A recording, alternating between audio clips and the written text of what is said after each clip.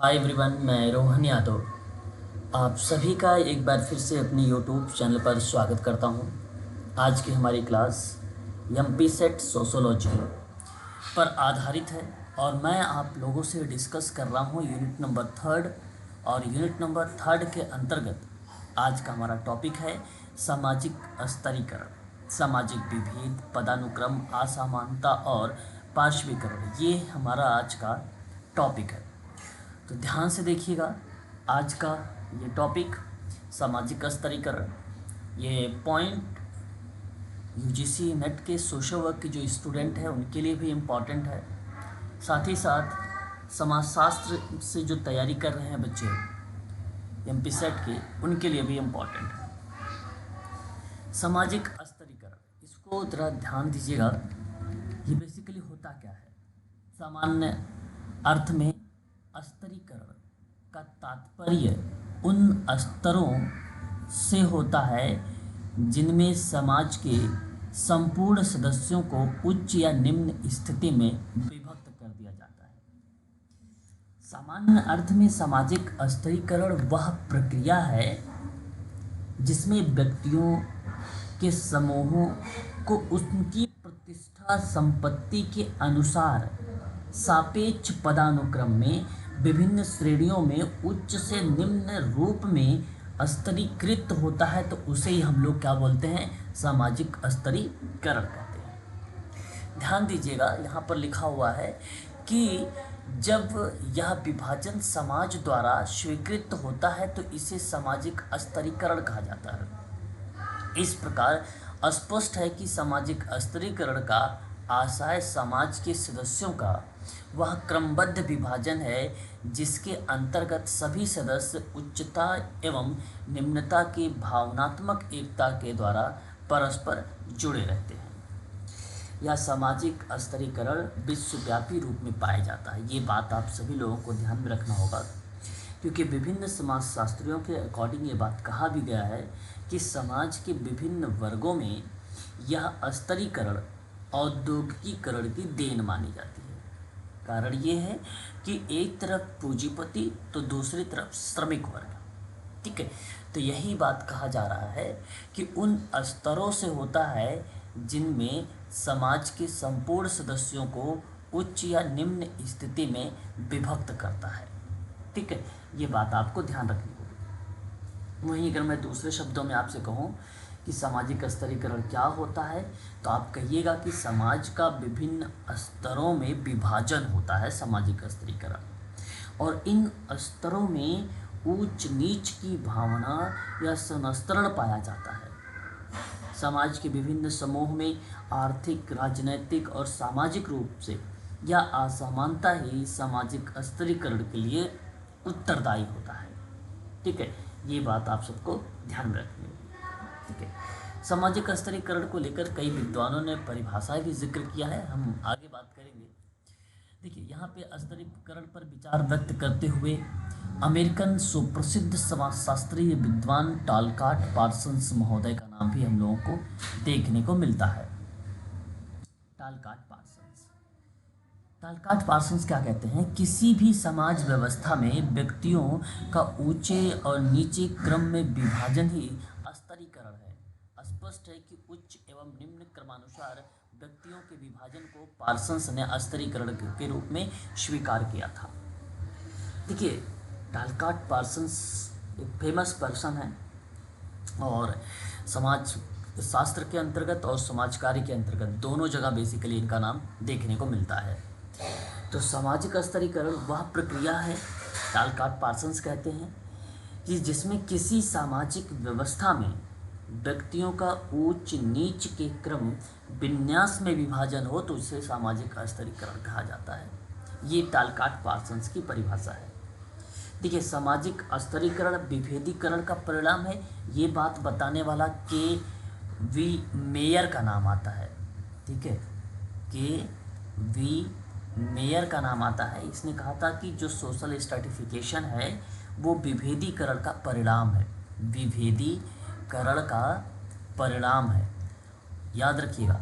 और यदि आपसे प्रश्न बनता है कि सामाजिक व्यवस्था में, क्योंकि सोशल सिस्टम तो टालकाट पार्सन्स का ही है, ठीक है। और सामाजिक व्यवस्था में व्यक्तियों का ऊंच नीच की क्रम विन्यास की बात होगी, क्रम विन्यास की बात होगी या क्रम विभाजन की बात होगी तो टालकाट पार्सन्स का नाम आएगा। ठीक है, दोनों परिभाषा इंपॉर्टेंट है। एक नाम आता है रूसो। सर्वप्रथम सामाजिक एवं प्राकृतिक असमानताओं में अंतर करने का प्रयास किया था, नाम है रूसो, सामाजिक स्तरीकरण। ये बात ध्यान रखिएगा। और उनके अनुसार जैविकीय या प्राकृतिक असमानताएं प्रकृति द्वारा निर्धारित होती हैं, जैसे उम्र, स्वास्थ्य, शारीरिक बल, गुण आदि, जबकि सामाजिक असमानता सचेष्ट या असचेष्ट प्रयास से समाज द्वारा निर्मित होती है। ठीक है, ये हालांकि जिक्र रूसो का नाम आता है, परंतु परीक्षाओं में इस तरीके के सवाल अभी देखा नहीं गया है, लेकिन पार्सन्स का नाम इम्पॉर्टेंट है। लेकिन मैं एक नाम और यहाँ पर आप लोगों को बताऊँगा जो आप सबके लिए इम्पोर्टेंट रहेगा, रेमंड मुर्रे का नाम। ठीक है, रेमंड मुर्रे का नाम, सामाजिक स्तरीकरण में इनका भी नाम देखने को मिलता है। और इन्होंने कहा है कि स्तरीकरण, क्या बोला है, स्तरीकरण उच्चतर, ठीक है, उच्चतर और निम्नतर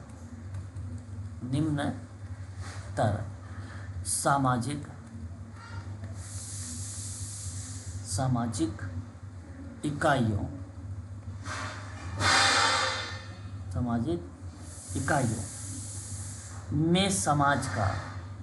में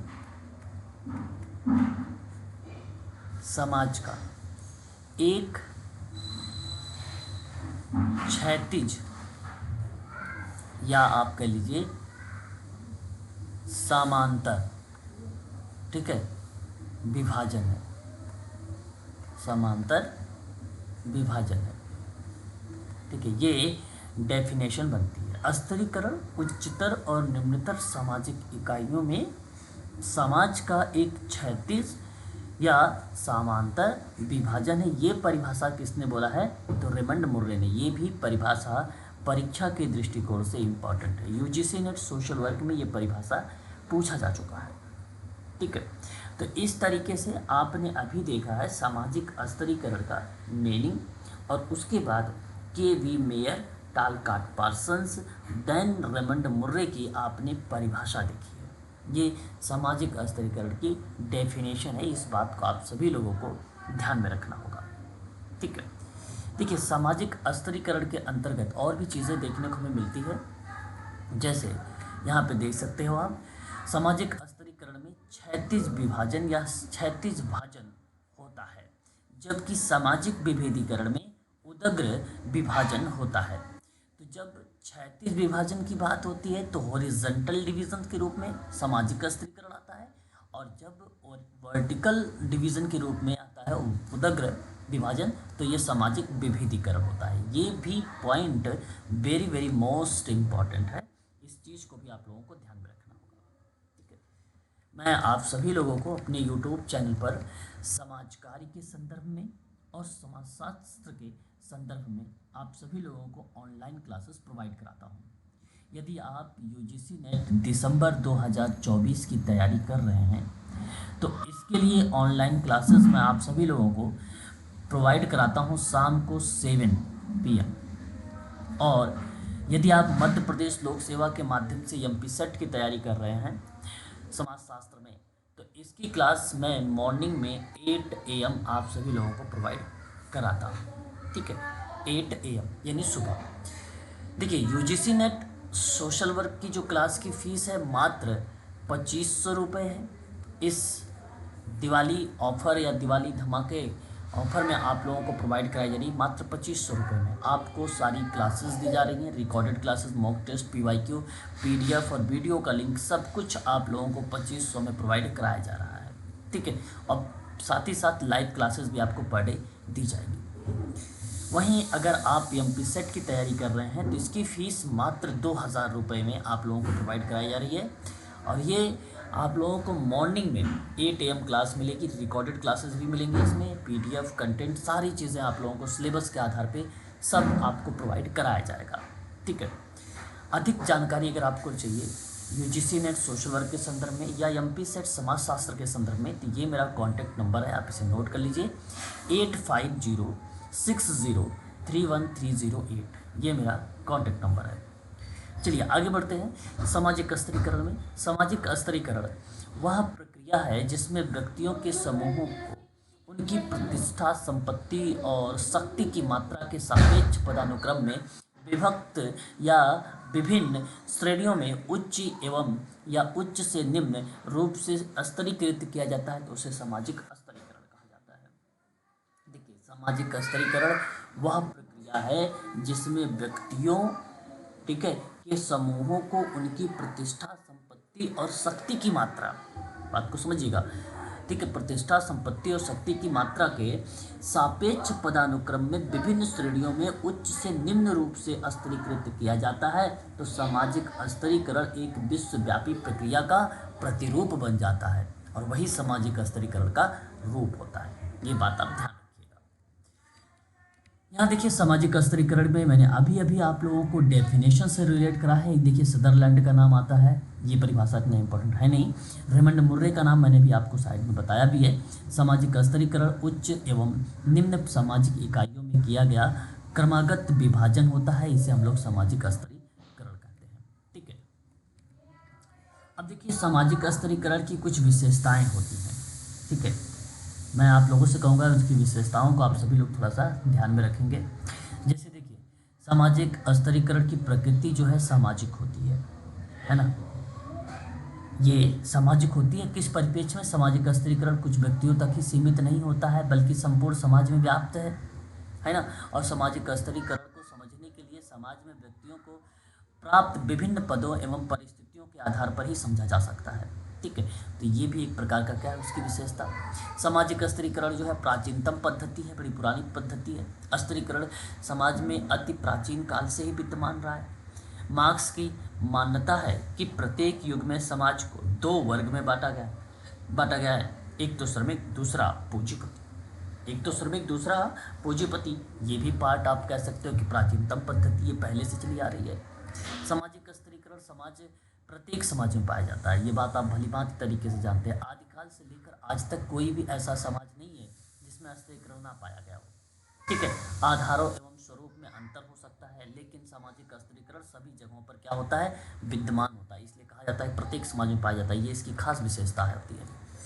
देखिए, सामाजिक स्तरीकरण के विभिन्न स्वरूप होते हैं।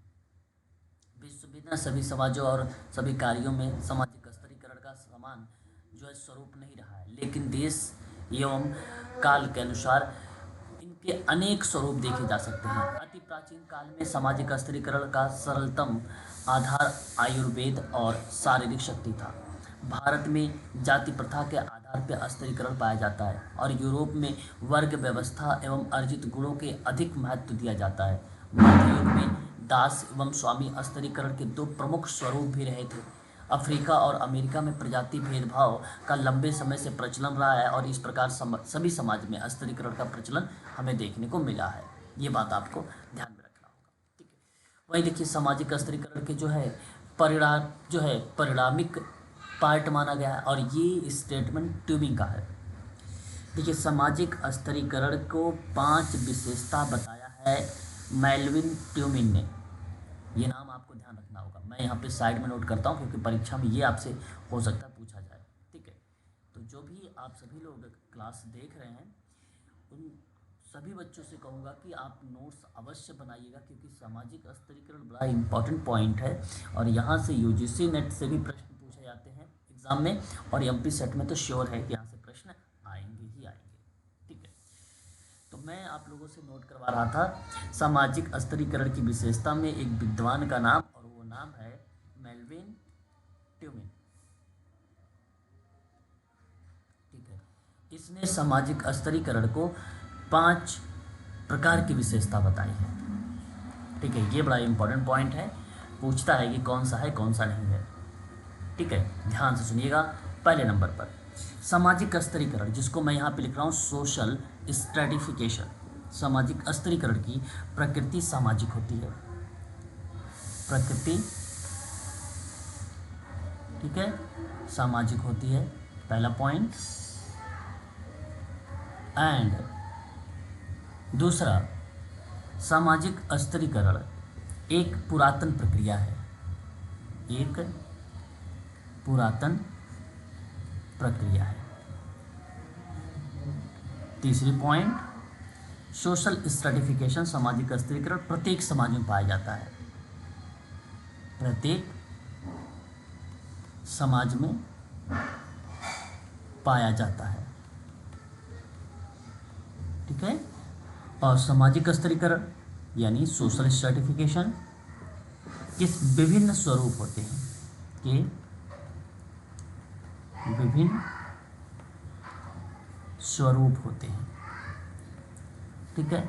और एक लास्ट, सामाजिक स्तरीकरण एक परिणामी प्रक्रिया है, एक परिणामी प्रक्रिया है। ये हुआ आप सभी लोगों के लिए सामाजिक स्तरीकरण की प्रक्रिया। ये चीज़ें आप ध्यान रखेंगे, 5 प्रकार की इसकी विशेषताएं। सामाजिक स्तरीकरण क्या होता है, बेसिकली गतिशील होता है। सामाजिक स्तरीकरण समाज का ना विभिन्न स्तरों में विभाजन होता है और इन स्तरों में उच्चता और निम्नता का होना आवश्यक पाया जाता है, ठीक है। ये विशेषता मैं बता रहा हूँ आपको। सामाजिक स्तरीकरण से संबंधित समूह परस्पर संबद्ध होते रहते हैं। सामाजिक स्तरीकरण की प्रकृति सामाजिक और सांस्कृतिक दोनों होती है, ये बात आप लोगों को ध्यान में रखना होगा, ठीक है। उसके बाद अगर हम बात करते हैं तो यहाँ देख सकते हैं आप सभी लोग सामाजिक स्तरीकरण के अंतर्गत और भी चीज़ें मैं यहाँ पर आप सबको बताना चाहूँगा, जैसे सामाजिक स्तरीकरण के इम्पोर्टेंस पर यानी इसके महत्व पर बात करना चाहूँगा मैं। सामाजिक स्तरीकरण के इसके महत्व क्या क्या होते हैं। ध्यान देने वाली बात यह है कि सामाजिक, ठीक है, सामाजिक आवश्यकताओं की पूर्ति में सहायता जो है सहायक होता है। सामाजिक आवश्यकताओं की पूर्ति में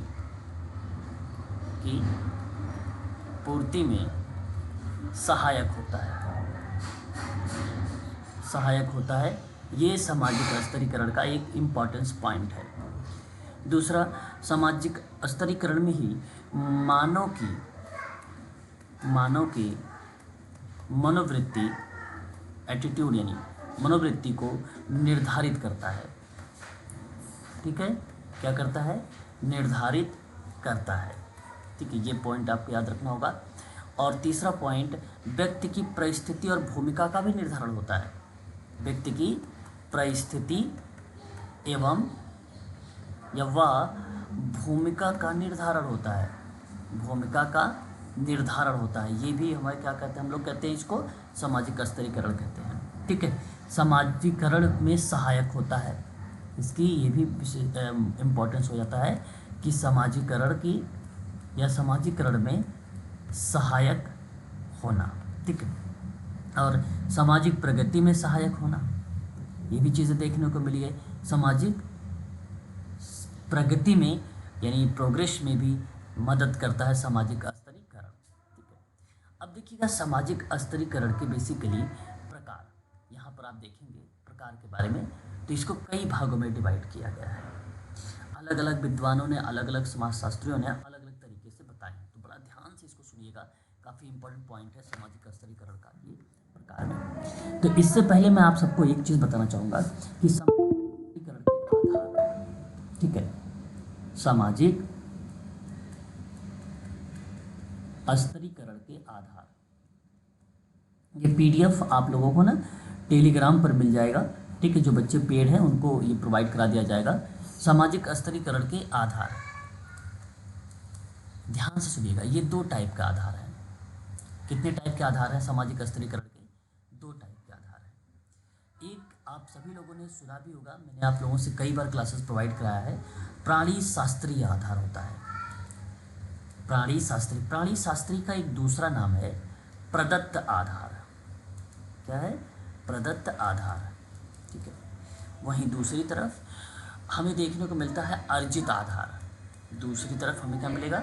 अर्जित आधार, या आप ये कह लीजिए कि सामाजिक सांस्कृतिक आधार, सामाजिक व सांस्कृतिक आधार, ठीक है। ये आपके सामने दूसरा पॉइंट मिल जाएगा। ये ध्यान देने योग्य बातें हैं। जैसे अगर मैं आपसे कहता हूँ कि प्राणी शास्त्रीय या प्रदत्त आधार पर, इसका मतलब है कि प्रदत्त है ये, तो पहले से सारी चीज़ें इन्वॉल्व हैं इस क्या, जैसे लिंग इसमें आएगा, ठीक है, आयु इसमें आएगी, बात को समझते चलिएगा, प्रजाति इसमें आएगा। पेपर में इस तरीके के सवाल भी आते हैं, प्रजाति आएगा, प्रजाति, ठीक है, गोरे, ठीक है, प्रजाति गोरे, ठीक है, काले, प्रजाति हो गया गोरे काले। एंड उसके बाद अगर हम जिक्र करते हैं तो जन्म और शारीरिक कुशलता, शारीरिक कुशलता, कुशलता यह आ जाता है आपका प्राणी शास्त्री में। लेकिन अर्जित वाले में क्या होगा, जैसे संपत्ति हो जाती है इसमें अर्जित, ठीक है, और उसके बाद शिक्षा इसमें हो सकता है, एजुकेशन, ठीक है, इसके बाद व्यवसाय हो सकता है इसमें, उसके बाद धार्मिक ज्ञान भी शामिल हो सकता है इसमें, धार्मिक ज्ञान भी शामिल हो सकता है, राजनीतिक शक्ति भी इसमें शामिल है, राजनीतिक शक्ति भी इसमें शामिल है, ठीक है। तो सामाजिक स्तरीकरण की यह आधार बेसिकली मैंने आपको दो तरीके से यहाँ पे डिवाइड किया, लेकिन कुछ विद्वानों ने सामाजिक स्तरीकरण के आधार को अलग अलग बताया है, जो कि परीक्षा में पूछा जाता है। अब वो बातें आप सबके लिए इम्पोर्टेंट रहेगी। पहला पॉइंट, इसमें एक नाम आता है मार्क्स। बता सकते हैं सामाजिक स्तरीकरण को दो वर्गों में विभक्त किया है। आर्थिक समाज के, आर्थिक समाज के दो वर्गों में अगर इसने डिवाइड किया है, तो आर्थिक मैंने शब्द बोला है तो आर्थिक से आपका माइंड क्लिक हो जाना चाहिए कि मैं एक तरफ पूंजीपति की बात कर रहा हूँ या पूंजीवाद की बात कर रहा हूँ, ठीक है, पूंजीपति या पूंजीवाद की बात कर रहा हूँ। तो दूसरी तरफ मैं आप लोगों से बात कर रहा हूँ सर्वहारा या श्रमिक, सर्वहारा। तो ये इस तरीके का शब्द अगर आता है सर्वहारा, पूंजीपति, आर्थिक रूप में, तो आप सभी लोग कार्ल मार्क्स का नाम लगाइएगा। दूसरी बात, ध्यान देने वाली योग्य बातें हैं। एक नाम आपने सुना होगा सेरोकिन के बारे में। किसके बारे में? सेरोकिन के बारे में। और साथ ही साथ मैक्स वेबर का भी नाम आपने सुना होगा। इन्होंने कितने भागों में डिवाइड किया है? देखिए, कार्ल मार्क्स का 2 हो गया और इनका 3 होगा। इन्होंने एक बताया है राजनीति, राजनीतिक, दूसरा इनके द्वारा बताया गया है आर्थिक, तीसरा इन्हीं के द्वारा बताया गया है व्यावसायिक, व्यवसाय। ये 3 आधार। उसके बाद ध्यान देने वाली योग्य बातें और है, जैसे टालकाट पार्सन्स का नाम बहुत इम्पोर्टेंट है। पार्सन्स ने 6 आधार बताए हैं, जिसमें से एक आता है नातेदारी, नातेदारी संबंधी सदस्यता अगर होती है तो हमें देखने को मिलता है। दूसरी व्यक्तिगत विशेषता हमें देखने को मिलती है इनके द्वारा। तीसरा हमें अर्जित उपलब्धि देखने को मिलती है, अर्जित उपलब्धि। और चौथा द्रव्य, पांचवा सत्ता, छठा शक्ति बताया गया है। ये 6 प्रकार के बेसिकली आधार पे इन्होंने डिवाइड किया है पार्सन्स महोदय ने। इंपॉर्टेंट पर्सन है सारे के सारे। उसके बाद किंग्सले डेविस का नाम तो आप सभी लोगों ने सुना होगा, बड़ा ही फेमस पर्सन है ये। टालकाट पार्सन्स के साथ साथ इसने 2 आधार बताए थे। एक इन्होंने सम्मान के बारे में जिक्र किया है और दूसरा प्रतिष्ठा को स्वीकार किया था, प्रतिष्ठा का स्वीकार किया था। ये आपको ध्यान रखना होगा। एक नाम आता है हर लोम बोश का नाम। इसी ने अगर हम बात करते हैं तो इन्होंने 3 आधार बताए हैं, जिसमें से एक इन्होंने शक्ति बताया है, दूसरा प्रतिष्ठा बताया है, तीसरा धन बताया है। ये बात ध्यान रखिएगा, हर लुम्बोस का नाम, ठीक है। एक नाम आपने सुना होगा बोटोमोर करके, बोटोमोर समाजशास्त्र का फेमस पर्सन है ये। 2 आधार बताया है इन्होंने, और इनके द्वारा अगर हम बात करते हैं तो एक प्रतिष्ठा और दूसरा शक्ति, प्रतिष्ठा और दूसरा शक्ति। बोटो मोर के आधार के द्वारा ये चीज़ें बताई गई। एक नाम हमें देखने को मिलता है जो है ओल्सन का नाम। ओल्सन ने 3 आधार बताए हैं, जिसमें से एक हमें देखने को मिलता है शक्ति, दूसरा इनके द्वारा बताया गया है सुविधा, तीसरा इन्हीं के द्वारा बताया गया है सम्मान, ओल्सन के द्वारा। ठीक है, ये आधार हैं। एक नाम हमें देखने को मिलता है मैक्स वेबर का नाम।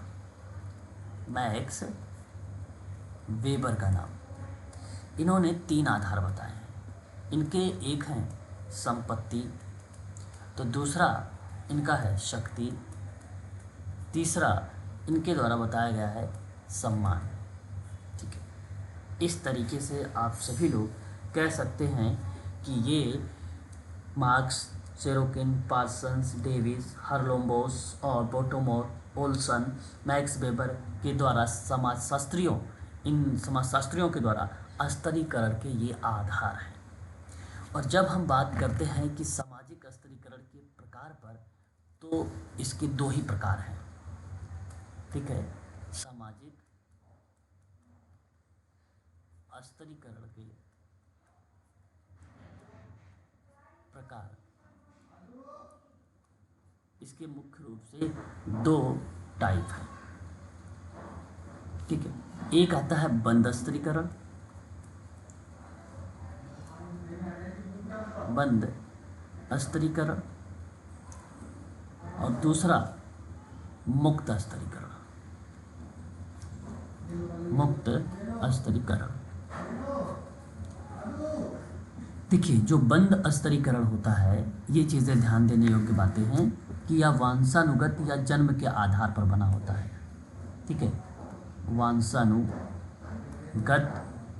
एवं जन्म के आधार पर बना होता है, के आधार पर बना होता है। ठीक है, जहाँ बेसिकली हम बता सकते हैं एग्जाम्पल के तौर पर जनजाति एवं कृषक समाज, कृषक समाज। ठीक है, और मुक्त स्तरीकरण में आधुनिक समाज में पाया जाता है। ये कहाँ पाया जाता है? आधुनिक समाज में। ठीक है, इसमें ना योग्यता एवं कुशलता देखने को मिलती है। योग्यता एवं कुशलता को महत्वपूर्ण माना है। योग्यता एवं कुशलता को महत्वपूर्ण माना है। ठीक है, तो इस तरीके से ये 2 तरीका जो बताया गया है, एक सामाजिक स्तरीकरण का मुख्य रूप से एक बंद स्तरीकरण होता है, एक मुक्त स्तरीकरण होता है। जो बंद होता है वो वंशानुगत और जन्म के आधार पर होता है, और जो मुक्त स्तरीकरण है, या आज के समय में है योग्यता और कुशलता के आधार पर इम्पोर्टेंस बताते हुए कहा गया कि ये सामाजिक स्तरीकरण का प्रकार है। वहीं कुछ विद्वानों के द्वारा बताए गए हैं, जैसे अगर मैं बात करता हूँ आप सबसे बोटोमोर के बारे में। ठीक है, बोटोमोर एक पर्सन है, एक विद्वान है, समाजशास्त्री हैं, और इन्होंने स्तरीकरण के 4 प्रकार बताए हैं। कितने प्रकार बताए हैं? 4 प्रकार, जिसमें से एक आपका आता है दास प्रथा, दूसरा जाति आती है, तीसरा जागीर आता है, और चौथा वर्ग। इन्होंने 4 प्रकार के सामाजिक स्तरीकरण के बारे में जिक्र किया है। उसके बाद हम सब देखते हैं एक विद्वान का नाम और, जो ओल्सन है। ओल्सन के बारे में भी आपने आधार पढ़ा था, और ओल्सन ने आधार बताए थे 3, शक्ति, सुविधा, सम्मान। लेकिन यहाँ सामाजिक स्तरीकरण को ओल्सन ने 2 प्रकार बताया है। सामाजिक स्तरीकरण में एक बताया है इन्होंने वैयक्तिक, ठीक है, दूसरा इन्हीं के द्वारा बताया गया है अवैयक्तिक। अवैयक्तिक, क्या आपको ध्यान रखना होगा सामाजिक स्तरीकरण के अंतर्गत। उसके बाद अगर हम जिक्र करते हैं तो हमारे सामने एक नाम आता है और चार्ल्स बर्गेल का नाम। सामाजिक स्तरीकरण के प्रकार इनके द्वारा जो बताए गए थे, चार्ल्स बर्गेल के द्वारा, ये भी 2 प्रकार के बारे में बताया गया था। तो इन्होंने एक वैयक्तिक शब्द तो जोड़ा था, लेकिन दूसरा जो जोड़ा शब्द उन्होंने, वो शब्द जोड़ा था सामूहिक। ठीक है, ये बात आपको ध्यान रखना होगा चार्ल्स बर्गेल के द्वारा। उसके बाद सामाजिक स्तरीकरण, बेसिकली इस आधार पे आप इनको प्रकार के रूप में डिफाइन कर सकते हैं। जैसे कि आपके पीडीएफ में प्रोवाइड कराऊंगा, दास प्रथा के बारे में भी यहाँ आपको मिल जाएगा। उसके बाद जागीर के बारे में आपको यहाँ पर मिल जाएगा। आप देख रहे हैं कि ये बोटोमोर के द्वारा डिफाइन किया गया है 4 प्रकार। ठीक है, उसके बाद देखिए बंद स्तरीकरण मैंने आपको बताया था, जहाँ वंशानुगत एवं जन्म के आधार पर बना होता है, जैसे जनजाति और कृषक समाज है वो, तो उसके अंतर्गत ये चीज़ें हमें देखने को मिलता है। देखिए वहाँ पे लिखा हुआ वंशगत पेश होता है या पेशा होता है बंद स्तरीकरण में। ठीक है, और एक खुला होता है जिसको हम मुक्त बोलते हैं। मैंने इस मुक्त वाले में आपको क्या बताया था कि इसमें योग्यता एवं कुशलता देखने को मिलती है। तो लगभग सभी समाज में वर्ग व्यवस्था पाई जाती है, ये है ना। परिस्थिति वाले व्यक्तियों के समूह का एक वर्ग कहा जाता है इसमें। तो ये भी बात आप लोगों को ध्यान रखना होगा। खुला स्तरीकरण का भी पार्ट इसमें देखने को मिलता है। ठीक है, अब हम अगला पॉइंट पर जिक्र करने वाले हैं सामाजिक स्तरीकरण के अंतर्गत कुछ प्रमुख है सिद्धांतों का। वेरी वेरी मोस्ट इम्पॉर्टेंट सिद्धांत, और ये 3 प्रकार का सिद्धांत होता है। कितने प्रकार का सिद्धांत होता है? 3 प्रकार का सिद्धांत होता है। यहाँ पर समझेंगे, अच्छे से समझ में आएगा। सामाजिक स्तरीकरण के सिद्धांत, सामाजिक स्तरीकरण के सिद्धांत। परीक्षा में आप सभी से बता दूं, ये इम्पॉर्टेंट पॉइंट है, स्टार लगा देता हूँ आप सबके लिए, कि एग्ज़ाम में 110% दिसंबर 2024 में यहाँ से एक प्रश्न जरूर देखने को मिलेगा। ठीक है, अब सामाजिक स्तरीकरण के कुल कितने सिद्धांत हैं? तो 3 प्रकार के सिद्धांत हैं, यानी 3 सिद्धांत पाए जाते हैं। नंबर 1 प्रकार्यवादी, प्रकार्यवादी सिद्धांत, और यही परीक्षा में कई बार रिपीट हुआ है। प्रकार्यवादी सिद्धांत, जरा ध्यान दीजिएगा प्रकार्यवादी सिद्धांत पर। यह सिद्धांत का प्रतिपादन सर्वप्रथम सन 1945 में हुआ था।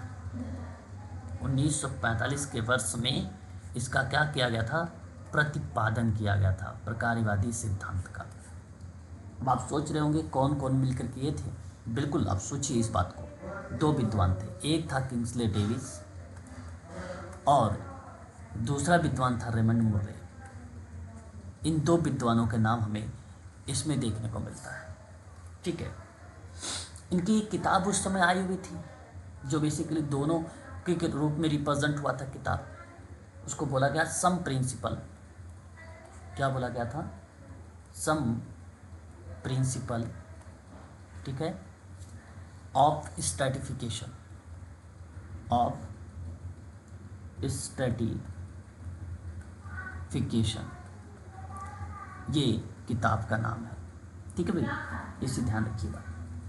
अब इसी विचारधारा के समर्थक भी हैं, ये तो मेन रहे, डेविस मुर्रे और किंग्सले डेविस। कभी कभी जब पेपर में सवाल आता है तो पूछता है कि प्रकार्यवादी सिद्धांत के निम्न में से कौन से विद्वान नहीं है या कौन सा प्रतिपादक नहीं है, ऐसा नाम आता है। तो अब तो बचा 2 ही ऑप्शन, यहाँ पे मैंने मेन के रूप में नोट करवाया है ना। तो ऑप्शन आते हैं 4 लोगों का, तो एक और विद्वान आएगा इसमें। तो इसी तरीके से वो जो विद्वान का नाम होता है वो इस विचारधारा के क्या होते हैं? समर्थक होते हैं। तो अब जानना जरूरी ये है कि प्रकार्यवादी सिद्धांत में वो समर्थक कौन कौन से हैं, आप यहाँ पे नोट करिएगा समर्थक के नाम। ठीक है, समर्थक। तो इस प्रकार्यवादी सिद्धांत के समर्थक में एक नाम आता है पार्सन्स का, पहला। उसके बाद नाम आता है विल्फ्रेड पैरेटो का। उसके बाद नाम आता है हर्बर्ट स्पेंसर का। उसके बाद नाम आता है दुर्खिम का। नाम आता है मैलिनोवस्की का, मैलिनोवस्की का। ठीक है, रेडक्लिफ ब्राउन का, मर्टन का, उसके बाद कार्ल मैनहीम का, ठीक है। ट्यूमिन का भी नाम देखने को मिलता है, ट्यूमिन का, माइकल यंग का। ये नाम मैंने समर्थकों के नाम बताए। प्रकारवादियों के अनुसार ये बात कही गई कि सामाजिक व्यवस्था को बनाए रखने के लिए समाज में जो असमानता या अस्तरीकरण है वो इम्पोर्टेंस के रूप में बताते हुए इन्होंने बताया है कि कार्य समाज के लिए अधिक महत्वपूर्ण है और जिनको करने के लिए बुद्धि की आवश्यकता होती है ऐसे कार्यों को प्रत्येक व्यक्ति नहीं कर सकते हैं। इसीलिए ना इस कार्य को करने के लिए उचित प्रेरणा देने के लिए समाज द्वारा पुरस्कार की व्यवस्था भी की जाती है। और पुरस्कार की व्यवस्था जो की जाती है वह प्रक्रिया बेसिकली आप कह सकते हो कि प्रकारवादी सिद्धांत में देखने को मिलता है, ठीक है। तो ये बात आपको ध्यान रखना होगा। तो प्रकारवादी के महत्वपूर्ण तथ्यों में मैं 2 विद्वान का नाम लूँगा, दोनों विद्वान इंपॉर्टेंट रहेंगे, है ना, यहाँ पर आप ध्यान रखेंगे। जैसे एक नाम पार्सन्स का सिद्धांत आता है, पार्सन्स का सिद्धांत आता है। पार्सन्स का सिद्धांत कहने का मतलब एक प्रकारवादी सिद्धांत है, सिंपल बात है। पार्सन्स का सिद्धांत क्या है? प्रकारवादी सिद्धांत है। पार्सन्स ने कहा था कि कुछ पद समाज में महत्वपूर्ण होते हैं या उस समाज के मूल्य और लक्ष्यों पर निर्भर करते हैं। तो मूल्यों व लक्ष्यों पर निर्भर करते हैं। तो यह क्रिया जब भी आता है परीक्षा में तो आप सीधे सीधा तालकाट पार्सन्स का नाम लगाते हैं। कारण ये है कि मूल्यों की फिर विवेचना हो जाती है और जब मूल्यों की विवेचना होती है तो 4 प्रकार के पार्सन्स बताते हैं, 4 प्रकार का मूल्य। और आप सबको पता है, एक है सार्वभौमिक प्रदत्त मूल्य, मैं पहले भी पढ़ा चुका हूँ इसके बारे में। दूसरा है सार्वभौमिक अर्जित मूल्य, ठीक है। तीसरा विशिष्ट प्रदत्त मूल्य, विशिष्ट प्रदत्त मूल्य, और लास्ट है आपका विशिष्ट अर्जित मूल्य, ठीक है। ये 4 भागों में देखने को मिलता है। किसका नाम? तालकाट पार्सन्स का। लेकिन मैंने कहा था 2 विद्वान का नाम बताऊंगा, एक और विद्वान का नाम, और वो नाम आएगा पैरेटो का सिद्धांत, ठीक है। पैरेटो का सिद्धांत, पैरेटो का सिद्धांत भी प्रकारवादी है। इसमें जानते हैं क्या होता है? विविधता एवं भिन्नता का आधार पर स्तरीकरण बताया गया, ठीक है। विविधता व भिन्नता के आधार पर स्तरीकरण बताया गया। इनका मानना था कि व्यक्ति मानसिक और शारीरिक रूप से भिन्न होता है और यही भिन्नता स्तरीकरण को जन्म दे देती है, ठीक है। तो ये था एक प्रकारवादी सिद्धांत जो मैंने अभी आपसे जिक्र किया है। अब बात करते हैं, हमने स्तरीकरण के 3 प्रकार बताए थे, यानी 3 टाइप के होते हैं, 3 तरह के होते हैं। तो अब हम बात करेंगे दूसरे वाले पे। दूसरा क्या है सामाजिक स्तरीकरण में? वह है संघर्षवादी सिद्धांत, संघर्षवादी सिद्धांत, ठीक है। इसका प्रतिपादक कौन है? Karl Marx. और इन्होंने समाज में मूल में संघर्ष को माना था। इसी सिद्धांत की जिसे समर्थक की बात मैं करता हूँ, हम लोग नोट कर रहे थे ना अभी ऊपर वाले में समर्थक, तो इसमें भी नोट करते हैं। एक नाम आता है मियो का नाम, समर्थक हैं। दूसरा लुडबर्ग का नाम, तीसरा रुथ लिसबर्गस का नाम, उसके बाद कर्ट लेविन का नाम, उसके बाद डोरेनडार्फ का नाम, ठीक है, डेहरनडार्फ का नाम, कैलिंग का नाम, ठीक है।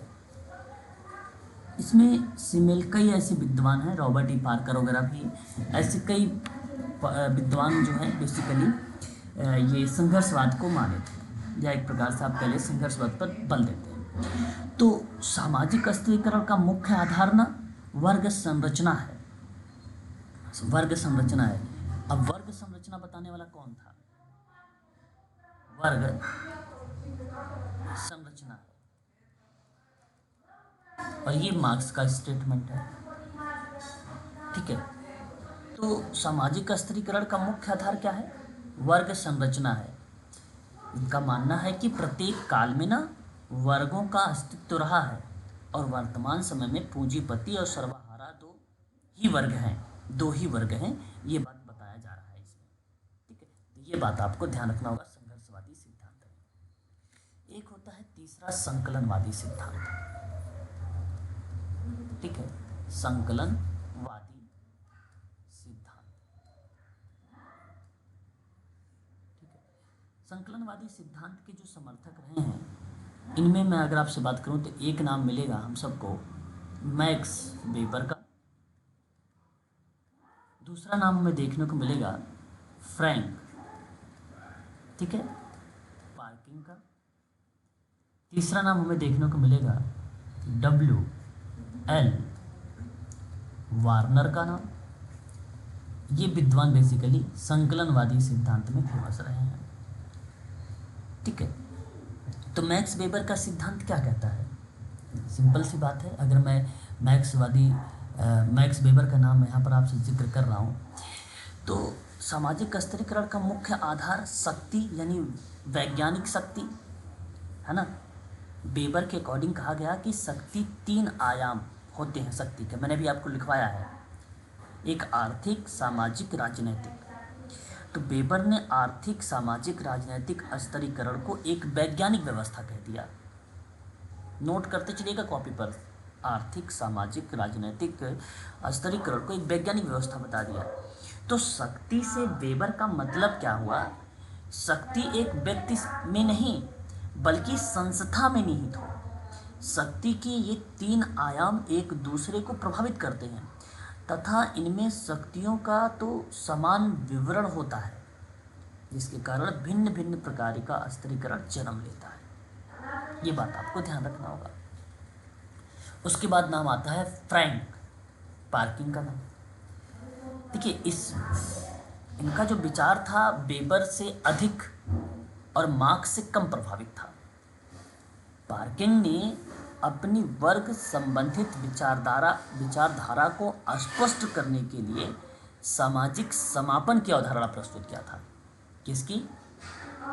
सामाजिक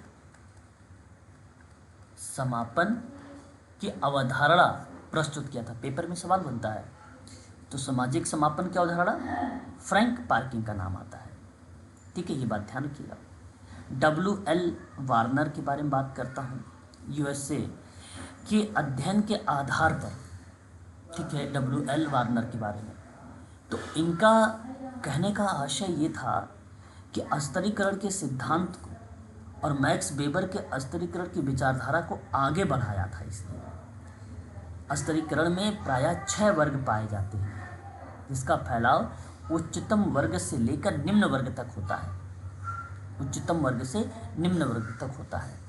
तो इनका जैसे स्टेटमेंट क्या था WL वार्नर का, आप चाहो तो नोट कर सकते हो। 6 वर्ग बताए ना, 6 वर्ग पाए गए, 6 वर्ग जो है पाए गए।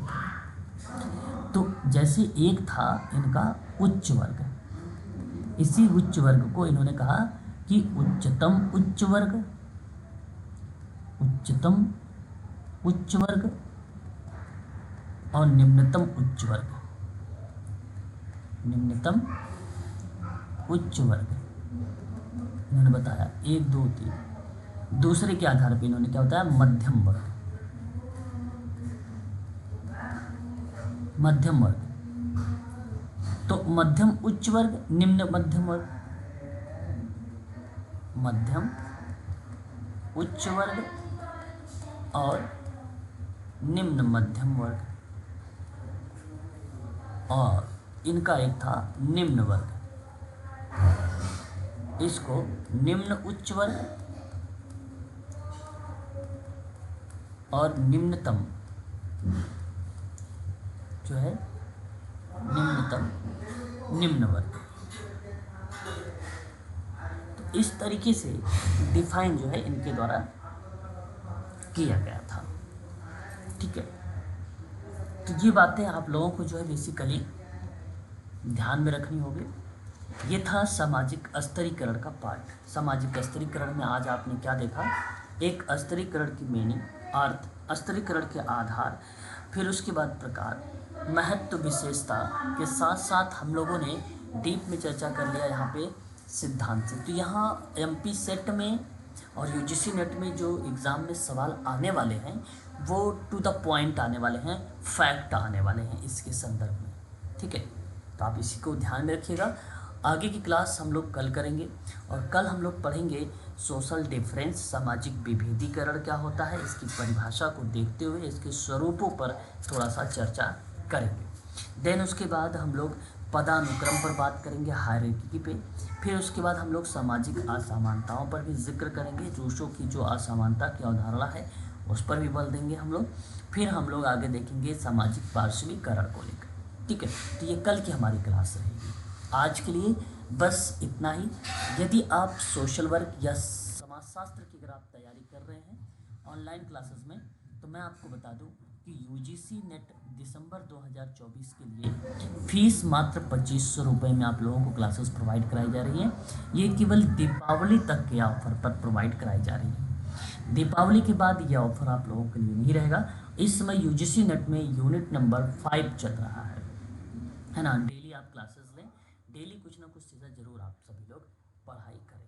ठीक है, और उससे क्या होता है, अगर आप पढ़ रहे हैं, नोट्स बना रहे हैं, तो आपको वो चीज़ें आपके मस्तिष्क में बराबर क्लिक रहेगी या एक प्रकार से वो चीज़ें याद रहेंगी। यदि आप एमपी सेट की तैयारी कर रहे हैं, सेट की सोशोलॉजी में, समाजशास्त्र में, तो ये आपके सिलेबस को कवर किया जाएगा। 10 यूनिट आपकी कवर होगी और आपको टू द पॉइंट क्वेश्चंस पूछे जाते हैं समाजशास्त्र से बेसिकली, और सारे कंटेंट आपको मिलेंगे, सारे क्वेश्चंस पीवाईक्यू भी आपको सारे प्रोवाइड कराया जाएगा। इसकी क्लासेस शाम को मॉर्निंग में चलती है एमपी सेट को, शाम को चलती है 7 जो है पीएम आप सभी की यूजीसी नेट की, और 8 AM जो चलती है वो एमपी सेट की क्लास चलती है। इसकी फ़ीस मात्र 2000 रुपये में आप लोगों को प्रोवाइड कराई जा रही है। अधिक जानकारी अगर आप चाहते हैं मुझसे तो मेरा कॉन्टैक्ट नंबर आप नोट कर सकते हैं यहाँ पर, ये देखिए 8506031308, ये मेरा व्हाट्सअप नंबर भी है, कॉलिंग नंबर भी है, इससे आप हमसे संपर्क कर सकते हैं। ठीक है, तो आज के लिए बस इतना।